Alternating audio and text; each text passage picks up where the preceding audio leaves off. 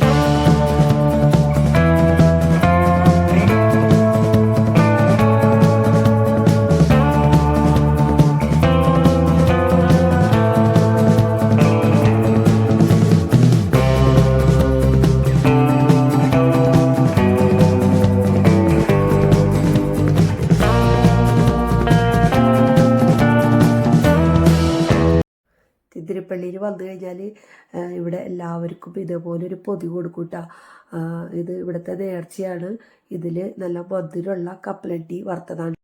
അങ്ങനെ നമ്മൾ പള്ളിയിലെത്തി. പള്ളിയുടെ അകത്ത് പ്രാർത്ഥിക്കാനായിട്ട് കയറി.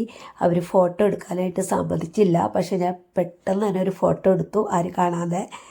പിന്നെ പുറത്തേക്ക് ഇറങ്ങി. പള്ളിയുടെ തൊട്ട് താഴെയായിട്ട് നല്ല മനോഹരമായൊരു നദിയുണ്ട് കേട്ടോ. നീല കളറാണ് അതിൽ വെള്ളത്തിന്. നല്ല ആകാശ കാഴ്ചകളും കാണാൻ നല്ല മനോഹരമായൊരു അന്തരീക്ഷമായിരുന്നു കേട്ടോ. പിന്നീട് ഞങ്ങൾ ഇവിടെ കുറേ കടകളുണ്ട്. അവിടെ കയറി കുറേ സാധനങ്ങളൊക്കെ വാങ്ങി.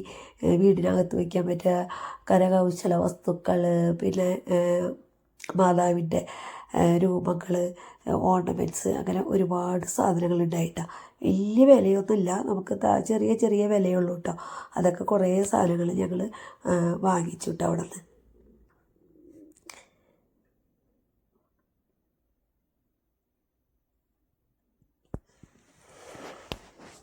പിന്നെ ഇത്രയും ദിവസം നല്ല തണുപ്പായിരുന്നു കേട്ടോ. പക്ഷേ ഇന്ന് അവിടെ നല്ല ചൂടായിരുന്നു കേട്ടോ ചെന്നപ്പോൾ. വേറെ വലിയ പ്രശ്നങ്ങളൊന്നും ഉണ്ടായില്ല. അതുകൊണ്ട് കോട്ടൊന്നും ഇടേണ്ടി വന്നില്ല തണുപ്പിൻ്റെ. പിന്നെ ഇത് ഞായറാഴ്ച ആയതുകൊണ്ട് ആളുകൾ കുറച്ച് കൂടുതലൊക്കെ ഉണ്ടായിട്ടോ. അങ്ങനെ ഞങ്ങൾ പോവാണ്. ഓക്കെ, തിരുപ്പള്ളിയിൽ